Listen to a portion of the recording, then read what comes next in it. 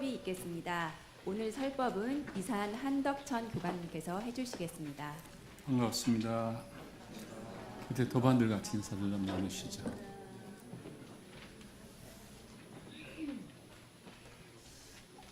교당을 이제 오래 살다 보니까 도반님들이 처음 입문했을 때와 시간이 지나면서 어떻게 변화되는 것이 되는지 이렇게 이제 많이 실제 눈에 띄게 됩니다.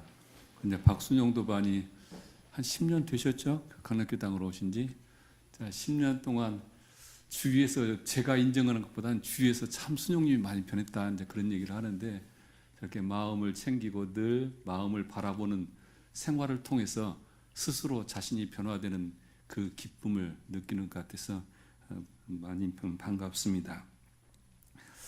오늘은 이제 우리가 늘 교당을 다니시는데 어떻게 교당 생활을 해야 똑같은 시간에 오지만은 좀 더 은혜롭고 좀 더 우리의 삶이 이 법회를 통해서 내가 더 성장할 수 있을까, 이런 생각이 들어서 교당 생활을 어떻게 해야 할까, 이런 주제로 오늘 말씀을 좀 드릴까 합니다. 교당 생활은 대화가 즐거워야 한다 생각이 들어갑니다. 도반들 간의 대화가 즐거워야 한다. 우리가 삶을 즐겁게 하는 것이 많죠. 맛있는 음식을 먹는 것도 인생의 삶이 즐거운 것이잖아요. 우리가 좋은 옷을 입고 좋은 물건을 가지고 또한 내가 가고 싶은 여행을 하고, 이런 모든 것들이 우리 삶을 즐겁게 하는데, 우리가 그다지 많은 돈을 들이지 않고도 우리의 삶에 즐겁게 만드는 것이 대화가 아닐까, 그런 생각을 하게 됩니다. 대화를 위해서 필요한 것은 내가 대화할 상대가 있어야 하고, 그리고 편안하게 대화할 수 있는 시간과 장소가 있어야 하고, 그리고 따뜻한 차 한 잔이면 우리가 충분히 즐거운 대화를 나눌 수 있지 않을까 생각이 들어갑니다.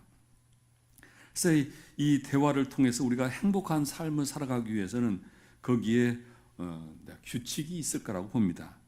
그 규칙이 없으면은 어떤 대화를 하든 많은 대화가 나중에 오히려 무의미해지고 오히려 구업을 지어서 유쾌하지 못한 그런 대화가 될 수도 있지 않을까.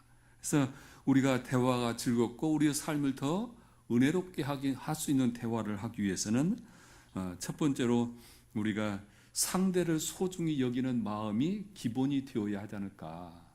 그래서 우리가 배려와 존중으로 그 상대를, 부부가 되었든 자녀가 되었든 내가 모든 만나는 사람들이 배려와 존중의 마음이 서로 바탕이 되어야 그 대화가 은혜로워질 수가 있고, 또한 오늘 이제 단전주 호흡을 얘기를 했는데, 깊고 편안한 호흡으로 나오는 그 사람에게 기쁨이 필요하죠. 사람이 숨을 불안정하게 하고 그런 가쁘게 쓰는 숨 앞에서는 편안하게 우리가 대화를 할 수가 없죠. 그래서 숨이 깊어지면 깊을수록 그 사람의 기운 속에서 느껴지는 기쁨이 있는 것이죠. 그리고 우리의 대화는 남의 험담이 아니라 삶의 깊은 성찰로부터 나오는 그 이야기가 우리가 즐거운 대화가 되고 그것이 서로 성장시키는 것이 아닐까, 그런 생각을 해봅니다. 그래서 우리 삶 속에서 대화라는 것은 사람에 대한 소중함이 먼저 배려되어야 한다. 우리 인간을 영혼을 잇는 징검다리라고 할 수 있는 이 대화는 우선 배려와 존중이 되어서 나의 마음을 열고 상대편의 마음을 열어가는 것은 바로 존중과 배려다. 배려와 존중감이 없이 내 마음이 열리지 않고 상대의 마음을 열어줄 수 없기 때문입니다. 그리고 깊고 편안한 호흡은 심신간에 안정을 주고 시간과 공간을 통해서 내 영혼을 편안하게 해 주어서 우리 자신의 품성을 더욱 고귀하게 하는 것이고, 또한 삶에 대한 성찰로부터 나온 이야기가 우리의 영혼의 양식이 되고 우리의 삶을 더욱 깊고 그리고 풍요롭게 해주는 것이 아닐까. 이런 대화를 할 때 그 대화 속에서 이루어지는 삶의 모습은 향기가 나지 않을까, 저는 그런 생각이 들어갑니다. 그래서 우리 영혼이 맑고 밝고 훈훈함으로 만나면 만날수록 은혜가 나타나주는 것은 이런 대화를 할 수 있을 때 우리가 진정한 삶의 기쁨이 있지 않을까 생각이 들합니다. 좋은 대화는 아마 삶의 최고의 즐거움이 아닐까. 대화의 즐거움을 알면은 삶의 가치와 보람을 알 것이라고 봅니다. 그래서 대종사님께서는 우리 삶의 최고의 이 가치인 대화를 즐겁고 가치 있게 하기 위해서 교당 내왕시 주의사항의 이 부분을 반영을 해주셨습니다. 교당은 어떻게 다닐 것인가? 대화가 즐거운 교당 생활을 해야 한다. 그래서 그것을 교당 내왕시 주의사항 1조에 보면은 상시 주의사항으로 공부하는 중, 일상생활하는 중 어느 때든지 교당에 오고 보면 그 지낸 일을 일일이 문답하는 데 주의할 것이요. 교당에 와서 도반들끼리 서로 대화할 때 남의 험담이 아니라 내가 상시 훈련 속에서 살면서 느꼈던 것을 도반들과 서로 문답하라. 이 말씀이죠. 두 번째로는 어떠한 사항에 감각된 일이 있고 보면 그 감각된 들을 보고하여 지도인의 감정 얻기를 주의할 것이요. 내가 살면서 뭔가 깨달음이 얻어지면은 그것을 서로 대화를 통해서 인정을 받고 더 확장을 시키는 것이고, 세 번째로는 어떠한 사항에 특별한 의심나는 일이 있고 보면 그 의심된 바를 제출하여 지도인에게 해오 얻기를 주의할 것이요. 이것이 교당 내왕시 주의사항 1조, 2조, 3조인데 이것을 축약을 해서 우리가 문답, 감정, 해오다 그러죠. 교당은 와서 설교만 듣는 것이 아니라 법회만 보는 것이 아니라 교당은 와서 문답, 감정, 해오를 얻는 것이다. 이런 말씀이죠. 이런 대화를 통해서 우리는 삶의 위로를 얻고 지혜를 얻고 용기를 얻고 또한 삶의 바른 길을 열어가는 것이죠. 그래서 도반들과 교무와 서로 이런 대화를 하는 곳이 교당이다. 이런 말씀입니다. 지난번에 단장조항 훈련 때 좋은 교당은 어떤 교당입니까? 이렇게 여쭈었더니 어떤 단장님이 그러셔요. 좋은 교당은 밥맛이 좋아야 합니다. 타교당 교도들이 부러워하는 강남교당 부러운 것 중에 하나가 강남교당은 밥을 다 제공을 해줘서 그래서 강남교당이 부럽다. 다른 교당 가면은 밥을 식사를 하지 않든지 아니면은 교화단별로 주말마다 밥을 준비해가지고 밥을 먹고 그러거든요. 근데 강남교당은 오면은 그냥 밥을 다 준비해서 주니까 그래서 강남교당이 부럽다. 특히 우리 가정주부들은 부럽죠. 집에서도 밥 먹기가 힘드는데 교당까지 와서 그 교도들 밥 챙기는 것이 얼마나 고익이겠어요. 제가 이제 교당에 왔더니 식사가 되니까 이 모금함이 돌아다녀요. 일명 밥값을 넣는 통이 돌아다녀요. 그래서 제가 처음 지켜보다가 그걸 중지를 시켰습니다. 그 통 돌리지 말자고. 우리가 식사 시간에 먹는 그 밥이 각자가 넣는 그 돈, 그 가치만 되는 밥이 아니다. 내가 1,000원 넣었던 얼마나 넣었던 그것이 내가 당당히 내가 밥 먹을 만큼 돈 놓은 그 가치가 있는 교당에서 주는 밥은 그런 밥이 아니다. 그래서 교당에 지금 그 교당 이제 인건비 중에 제일 많이 나가는 것은 식당 임원들한테 나가는 돈이 제일 많이 나갑니다. 그렇게 임원을 2명 주면서까지 식당 임원을 주는 이유가 있습니다. 그냥 편하게 점심 한 끼니 해결해 드리려고 그렇게 한 것은 아닙니다. 우리가 일주일에 청소년까지 하면은 거의 한 600~700명 밥을 먹을 거예요, 저 교당이.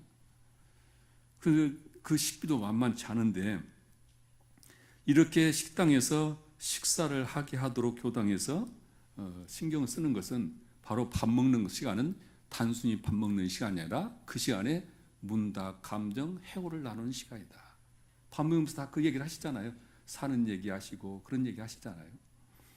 그래서 우리가 그 법회 시간에 식사 시간에 나누는 그 법담은 그것이 어찌 돈으로서 환산할 수 있는 것이냐. 그러니 식비 걸지 말자. 제가 이제 그런 얘기를 했고, 우리 식당이 보면은 이 250명이 들어가도 대화하는데 아무 지장이 없습니다.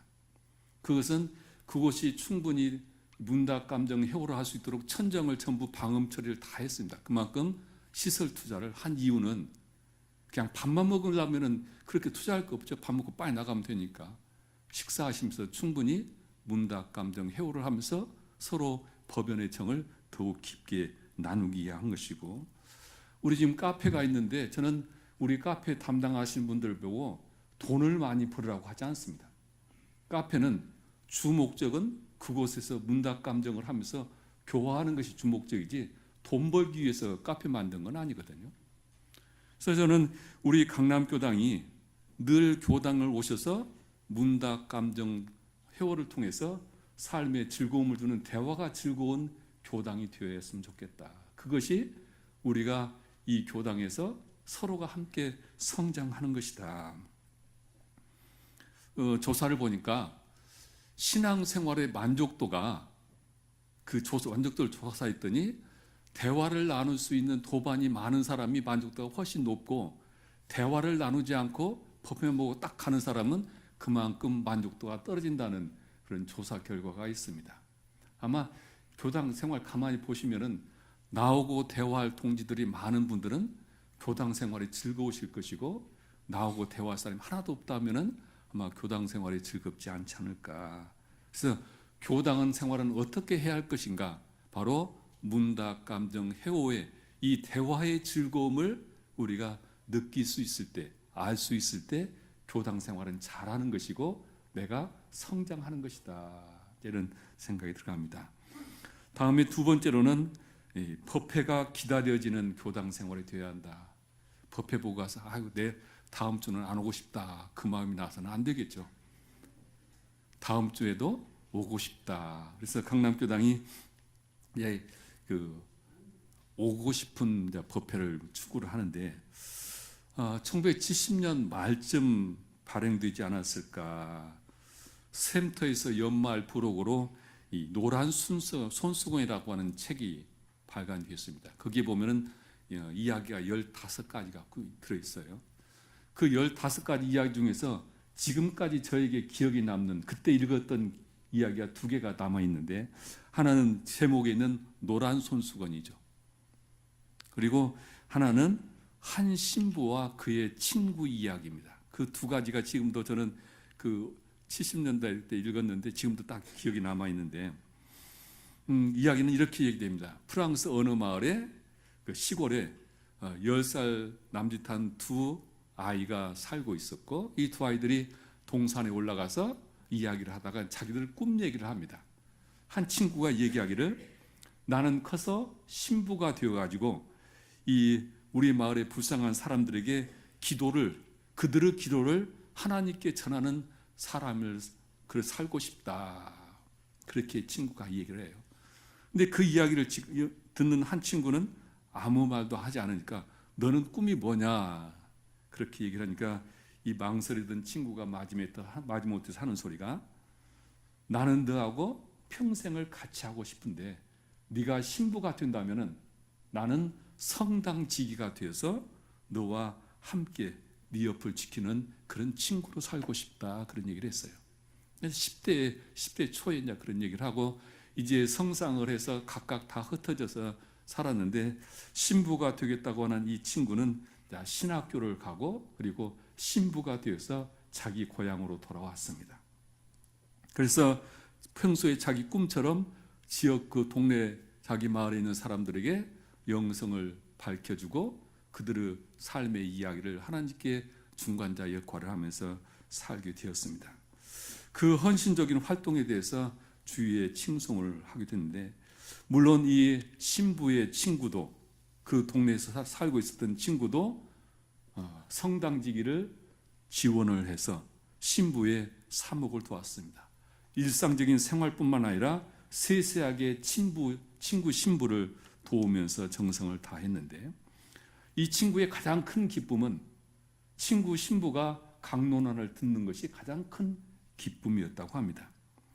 그래서 이 친구 신부가 강론할 때는 늘 다른 일을 다 제쳐두고 제일 뒷자리 기둥 옆에 앉아서 친구의 강론을 열심히 들었다. 때로는 고개를 끄덕이고 때로는 미소를 지으면서 그렇게 신부의 강론을 듣게 되었고, 이 신부는 그 친구를 바라볼 때마다 자기 강론에 그렇게 고개를 끄덕이고 얼굴에 반응을 하고 그런 모습을 보면서 더욱더 신이 나서 강론을 하게 되었고, 자기 강론에 대해서 자긍심을 갖고 또한 자부심을 되었다.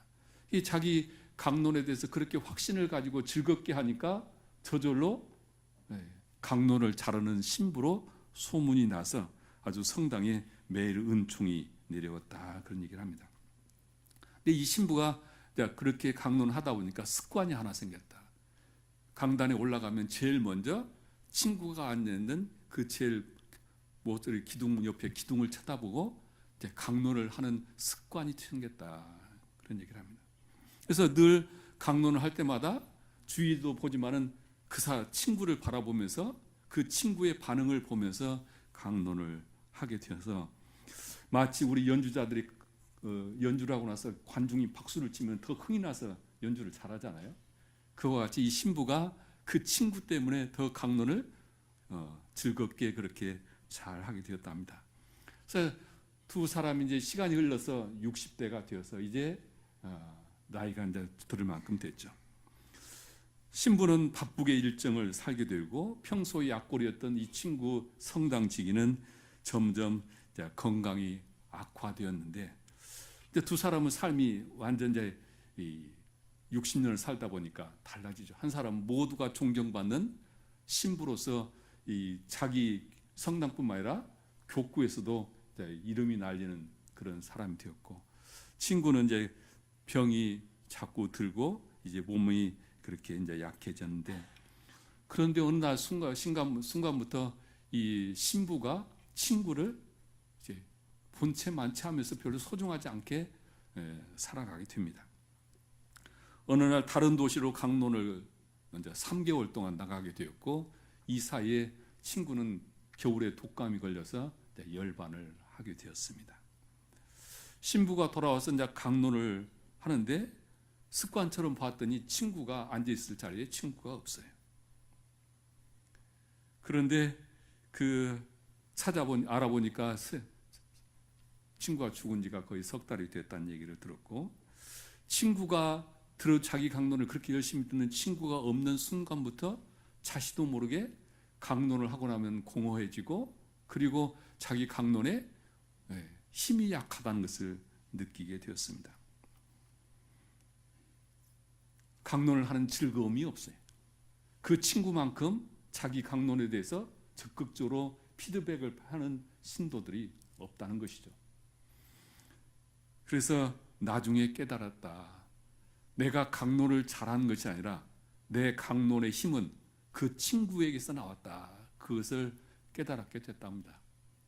그리고 나서 내가 더 이상 이 성당에 있어야 할 필요가 없다.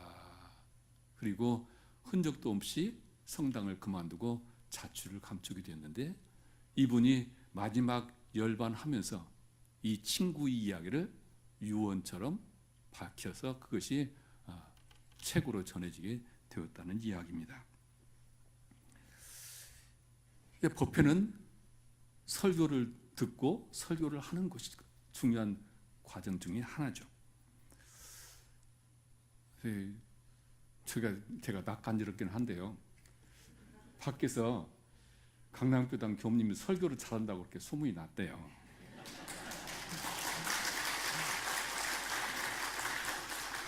그런데 제가 생각을 해보면은, 제가 이제 처음에 부임할 때 그렇게 약속을 했잖아요.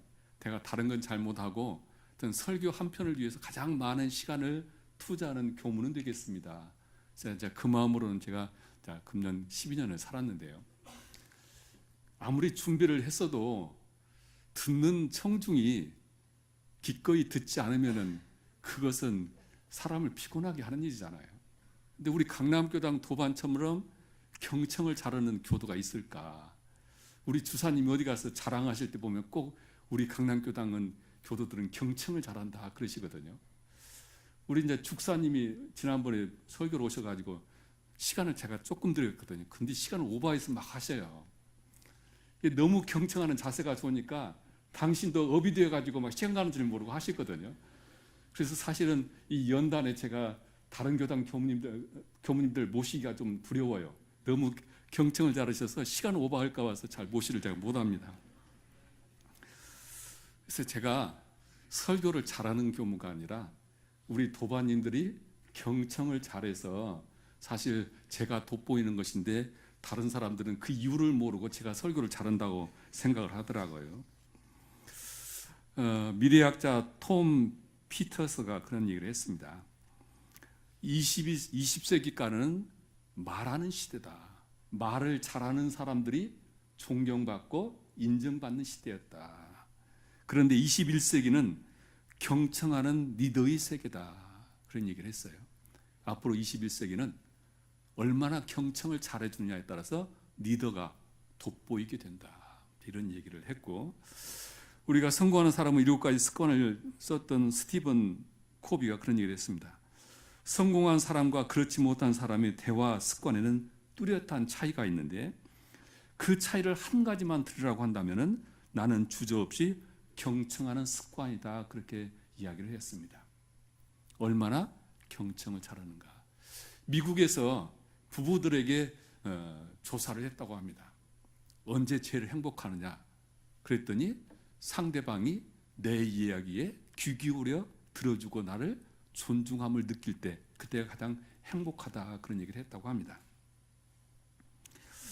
복음을 막론하고 이야기하는 것이 쉬울까? 듣는 것이 쉬울까? 듣는 것이 쉬울 것 같으죠? 그렇지 않습니다. 10중 8구는 이야기하는 것이 듣는 것보다 쉽다고 얘기를 할 것입니다. 우리가 태어나서 말을 배우기 시작하는 것은 2년이면 돼요. 그러죠? 보통 아기들 2년 되면 이야기 말하죠. 그런데 공자님 말씀에 의하면은 사람이 침묵을 배우는 것은 60년이 걸린다 그러셨습니다. 침묵이라고 하는 것은 상대편의 말에 경청한다는 거잖아요. 내 말을 앞세우는 것보다는. 그래서 사실은 어렵고 힘든 만큼 경청의 힘이 그만큼 크다는 것이죠. 어떻게 경청을 해야 할 것인가? 어떻게 교당의 법회가 은혜로울 것인가? 대중사님께서는 매 유행날에는 모든 일을 미리 처결하여 놓고 그날은 교당에 와서 공부에만 전심하기를 주의할 것이요. 그랬죠. 바로 이것이 교당에 와서 문답감정하고 그리고 법회의 경청을 오롯이 잘 하라는 것이죠. 집안일 다 벌려놓고 지금 방에 집에 부엌에 가스불 켜놓고 오신 분들 법회 볼 수가 없죠. 한 마리라 들어오겠어요. 그래서 미리미리 처결해 놓고 그날은 교당에 와서 공부하기만 전심하라. 그래야 교당 생활이 더욱더 은혜로워지는 것이다. 강남교당은 오고 싶은 법회를 위해서 많은 노력을 기울이고 있고 또한 매력 있는 교당을 만들기 위해서 이렇게 원앙상부들이 우리에게 은혜를 주고 있습니다. 법회가 은혜로워져야 우리가 교당 생활이 즐겁고 행복하죠. 그래서 이 교당 생활이 행복한 것은 교무의 노력만 가지고 되는 것이 아니라 서로 상호작용으로 이루어지는 것이다. 그 다음에 교당 생활은 어떻게 할 것인가? 교당 생활은 나를 성장시키는 생활이 되어야 한다. 나를 성장시켜야 한다. 대종사님께서 진리적 종교와 사실적 도덕의 훈련을 통해서 파란고 일치 생명을 광대무량한 낙원으로 인도하신다 그러셨습니다. 교당은 무엇하는 곳인가? 진리적 종교의 신앙과 사실적 도덕의 훈련을 훈련하는 곳입니다. 이것이 교당이다. 우리가 종교 생활은 바로 이 두 가지를 근원을 삼아서 이 두 가지를 통해서 우리의 삶의 원천수를 우리가 얻는 것입니다. 그런 원천수를 얻어야 내 삶이 홀로 서기가 되는 것이죠. 이번에 전산 정목사님께서 취임법설에 새롭게 하자 하시면서 어떻게 새롭게 할 것인가? 그것은 훈련을 통해서 정기훈련과 상시훈련을 통해서 해야 한다 이렇게 말씀을 하셨고 우리 교당은 일찍부터 힐링 스테이를 열어서 우리에게 훈련을 같이 하고 있습니다. 대산종사께서 이제 그런 법문을 하셨죠. 어느 종단이든 그 스승이 아무리 훌륭한 법으로서 광대한 회상을 열었다 하더라도 그 제자들이 회상과 법을 받들고 가르치며 전하지 못하고 그 스승과 같은 인격과 도력을 갖춘 도인이 계계에 승승 나오지 않는다면 그 종단의 명맥은 자연 무력해져서 마침내는 말세 현상을 불러오기까지 되며, 따라서 그 종단이 이 세상에 엄연히 있으면서도 차라리 없는 만 갖지 못한 사례가 있다, 이렇게 말씀을 하셨는데요. 지난주에 우리 이제 대사식 다 지켜보셨을 것입니다. 자, 대사식에 대해서 우리 강남교당 도반지들이 눈이 너무 높으셔가지고 꼭 익산 그 시골 분위기에 맞게 그 눈높이에 맞게 식장이 마련됐다, 진행도 그렇다 하면서 말씀들을 하셔요. 그래서 보면은 우리 강남교당 교도님들이 눈이 높아가지고 강남교당 교도들 눈높이 맞으려면 좀 힘들기는 합니다. 근데 이제 그 여러 가지 행사 진행에는 아쉬움은 많이 있습니다만은 사회적으로 굉장히 신선한 그 이미지를 주었다, 그런 얘기를 합니다. 이 원불교가 이렇게 소박하지만은 잡음 없이 종통이 이어가는 모습들, 그리고 전임 종법사와 후임 종법사가 서로 마주하고 맞절을 하면서 이별을 하는 이런 모습들은 어느 종교에서 보기 어려운 참 감동스러운 모습이었다는 얘기를 많이 하는 걸 들었습니다. 이런 것은 우리 원불교가 가지고 있는 집단 지성이요 집단 법력이라고 생각이 들어갑니다. 그러지 않아요? 우리가 가지고 있는 이 집단 지성과 집단 법력은 그냥 되는 것이 아니라 나도 모르게 이 교법에서 진리적 종교 신앙과 사실적 도덕의 훈련을 우리는 매번 하고 있습니다. 생활 속에서 하고 교당에서 하면서 우리는 나도 모르게 이런 문화를 원불교가 만들어 왔던 것이죠. 대산종사님께서 마치 큰 호수라도 원천수가 말라버리는 호수는 그 물이 다 말라버릴 것이며 그 안에 살고 있는 모든 생물도 자연 사멸하고 마는 것과 같은 것이라. 이와 같이 어느 종단이든지 진리의 무한한 동력과 원천수를 간직한 수도인이 나와야 이 세상도 그 종단도 인류도 생생약동하는 영원한 생명력을 얻게 될 것이다. 우리는 이러한 태도의 은생수와 법생수를 항상 줄기차게 솟아나도록 교단의 훈련을 더욱 강화해야 한다, 이런 말씀을 중앙훈련은 봉부식 때 대산종사께서 하셨는데요. 사실적 도덕의 훈련이 없이는 내 성격이 변하지 않습니다. 내 습관이 변하지 않습니다. 사실적 도덕의 훈련이 없이 우리의 사주팔자가 변하지 않습니다. 우리의 법력은 사실적 도덕의 훈련을 통해서 성장을 하게 되어 있습니다. 강남교당의 현재의 힘은 그냥 나온 것이 아니라 우리가 그동안 열심히 신앙하고 수행하면서 쌓아올린 훈련의 힘이라고 저는 확신을 합니다. 6일자 조선일보에 쉼의 힘, 삼성도 LG도 명상에 빠지다, 이런 제목으로 큰 기사가 나왔어요. 거기 보면 그런 얘기를 했습니다.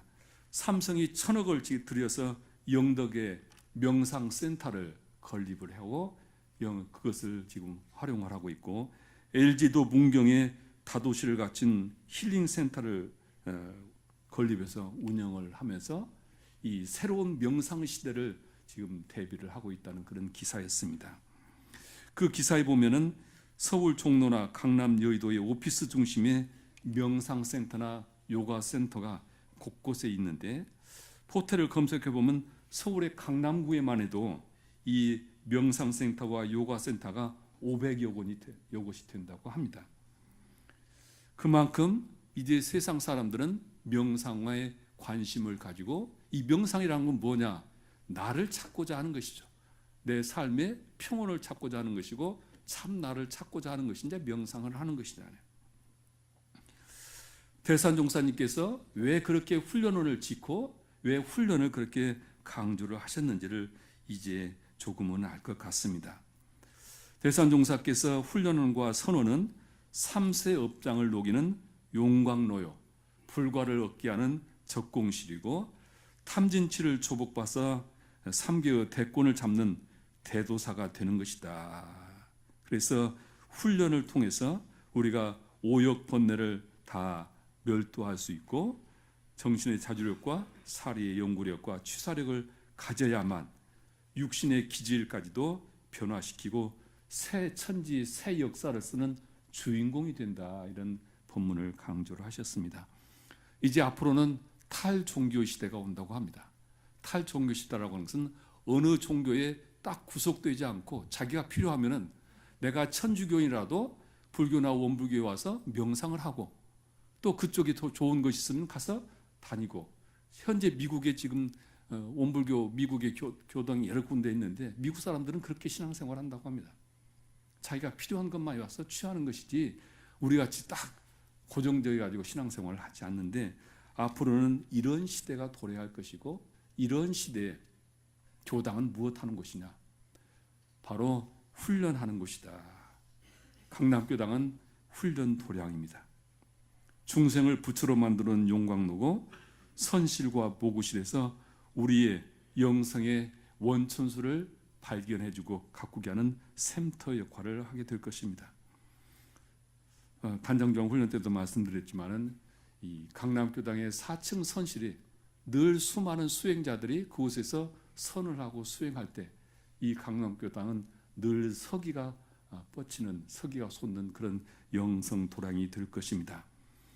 대종사님께서 교당시 내왕주의상에 매년 선기에는 선비를 미리 준비하여 가지고 선원에 입선하여 전문 공부하기를 주의할 것이요 그랬었습니다.